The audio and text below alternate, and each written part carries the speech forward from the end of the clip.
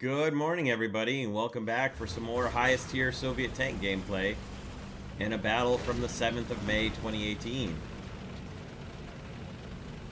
So, started out in my T-64B, of course, because why wouldn't I? Trying to get those early modifications taken care of. I waited to see if this was going to be a Grandmama Please moment, and sure enough, it was. So the Grandmama Please joke is a thing for my Discord where I made a joke one time about Soviet teams where it seems like everybody is in T-64s except one player.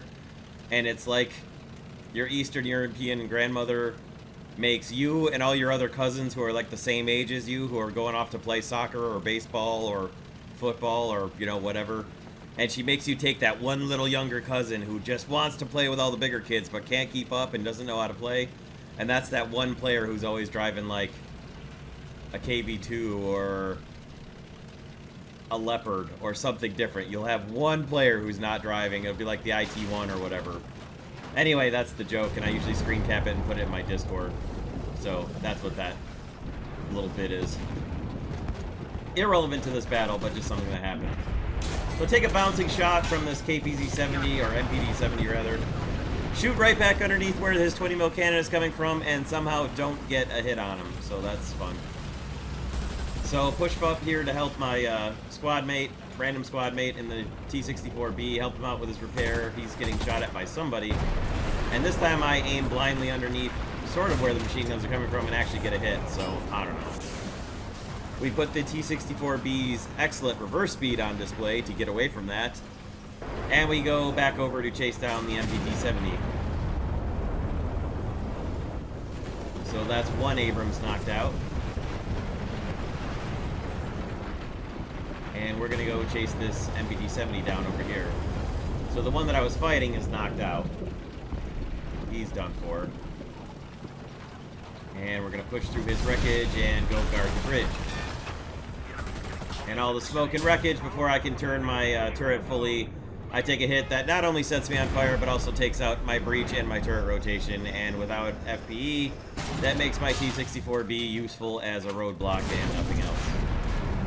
So that was that, but at least I got a cap and an assist out of it, and that gave me enough points to come back in my spare T-64A. So I did. Set up to mark on the map immediately upon re-entering the battle. Eventually, when I re-enter the battle. There we go.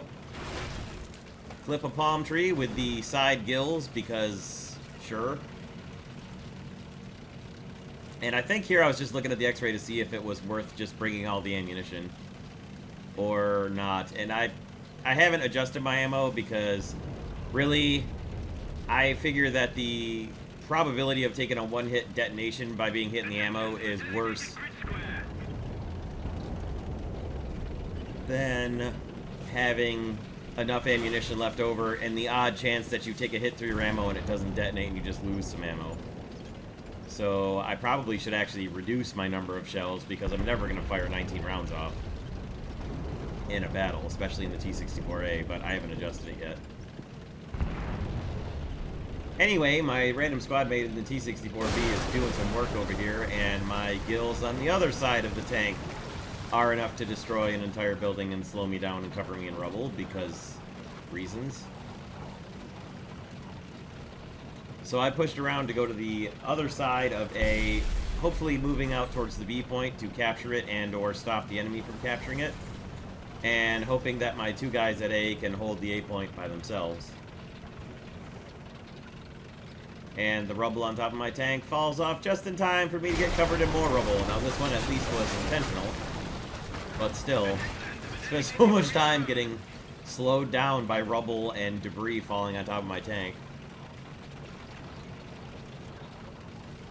But yeah, did push out to head over for B and see what I could do to hopefully capture it, or if not capture it, do what I can to prevent them from capturing it. And I assumed that Hunter was trying to come in low and strafe, but I don't really know what he was trying to do.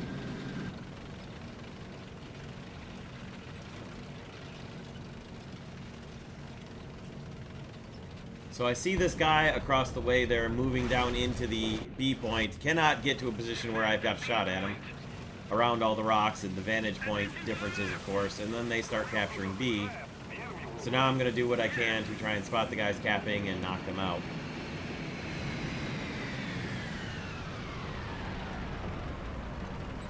So I'm looking for the guy that I saw when I spot this other guy over here. And it's a nice side shot for a challenger. Easy one-shot kill, except no. But I did put a real good hurting into him and prevent him from firing back. So moved around, adjusted my position, lined up on him again, got a good spot on him, went for the driver kill. And that didn't finish him off either, because apparently I didn't take out enough of his crew. Lined up again, tried to adjust for the ammo this time, and at least took him out with a crew kill finally. But then spotted our other friend here just around the edge. Got what I thought was going to be a good breach shot on him and ended up killing him. So there's a second Abrams knocked out. And then here's a third one right here in the water that I'm going after. Fired blind at him. He threw off his smoke, and the best chance I have here is to immediately close the distance, using his smoke as cover for me as well. Get right up close to him and go in for the knife fight, because fighting the Abrams at distance does not bode well for the T-64A. Got to be really precise with your shots, and if you don't have all the modifications on the tank, it can be a little bit difficult. So I'd rather not leave it up to RNG and just move in close and get a close-in point-blank shot on him when the smoke clears. And that's exactly what I did.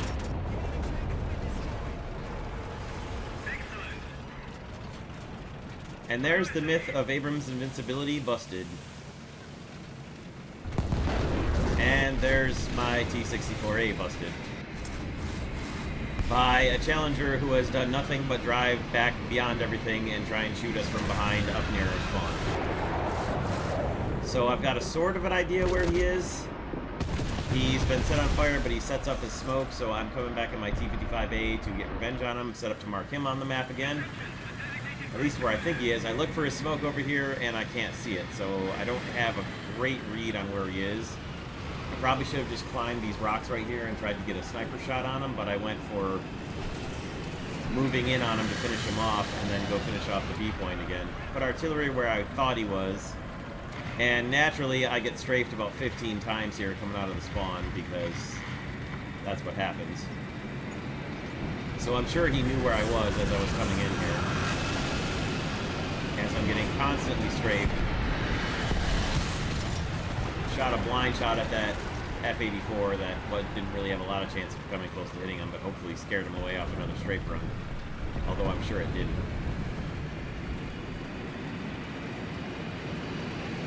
I'll make a sweep here. I'm just making sure I don't have any visual contact on the guy yet. My squad mate marks the same spot again. Now I'm not sure if he could see the guy or if he was just marking off the spot where I was previously marking. Our teammate is over at C is now decapping the C point. So we're looking good, even though we're pretty low on players on our team. We've got more tanks than they do at the moment. And as I come around looking for where I think he's going to be, take a peek and start driving forward again, and then get killed from behind underneath up through my engine deck. That one shot kills me. Whatever. He at least got taken out immediately afterwards, so that was the end of spawn raping McGee there in his Challenger. And with all the enemy air up and 2 friendly tanks on the battlefield, I came back in my ZSU 23-4 to see what I could do to clear up the skies a little bit. And it didn't take long to have some business. Got a critical hit on the guy, something flew off of him, I couldn't exactly tell what it was.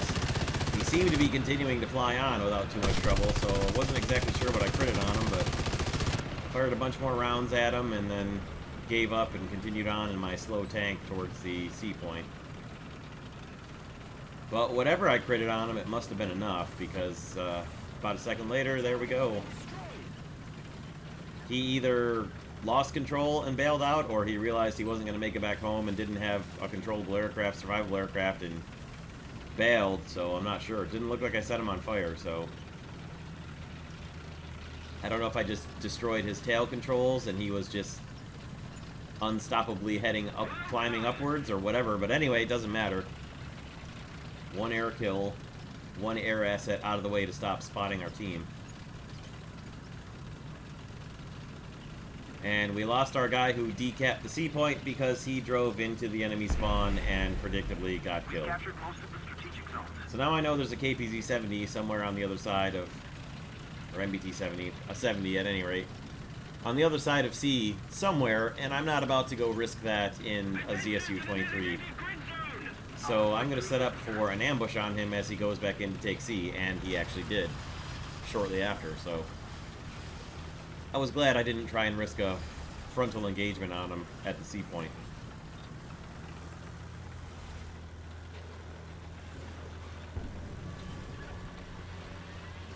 So with the usual excellent Soviet reverse speed, I'm going to try and back into an ambush position here as far back as I can get with my ZSU-23-4 that hopefully, as he crests over the top of this hill at very low speed, I can catch him without a lot of energy to maneuver and riddle him in the side with holes and either track him or hopefully kill him through the lower hull sides of his MBT-70.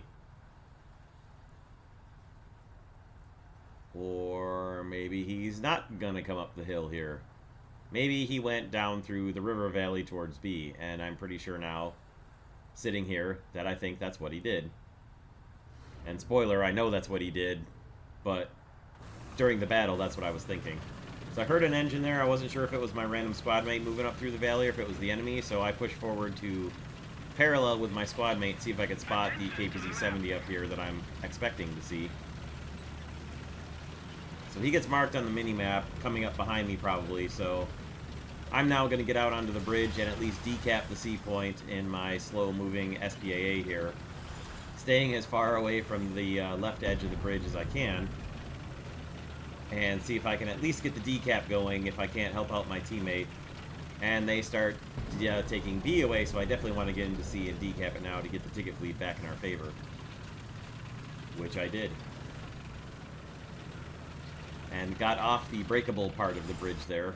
I'm definitely highlighted at the highest point of elevation on the bridge here and a very easy target, but I don't think there's that many enemies left, and I know at least one of them's an error, because there were 2 aircraft strafing me in my T-55A. So looks like my squad mate is chasing the guy down at B, and I had another random teammate show up at C with me, which let me focus on this guy coming in, lit him up, got a hit on him, chased him away, thought I had killed him there when the zone capture screen came up, but I was at least able to scare the Saber away from making a rocket run on us like I thought he was going to, and then just gave him a lot of just continue on your way, citizen, gunfire to let him know that he wasn't really welcome around here and keep him moving away from us. And it worked, because we won. So not too bad, a little bit of a come-from-behind victory. Things were looking a little grim there for a few minutes when we were pretty low on vehicles and pretty much trapped over at the A side of things, but we came back and ended up pulling off a victory. So you can beat the Abrams. I know it doesn't happen that often, and it's obviously not an easy thing to do, but it is definitely possible. The first shot I got on the Abrams that I killed in the water, I don't know how I killed him. He has to have been low on crew members, but anyway. My squad mate had a really good battle, I had a pretty good battle, and the team overall did well enough to win, so that's all you can really ask for. Hope you guys enjoyed this one. We'll see you next time for more War Thunder. Take care, everyone, and as usual, I hope you all have a great day. Let me know what you thought of this battle in the comments, and we'll see you next time.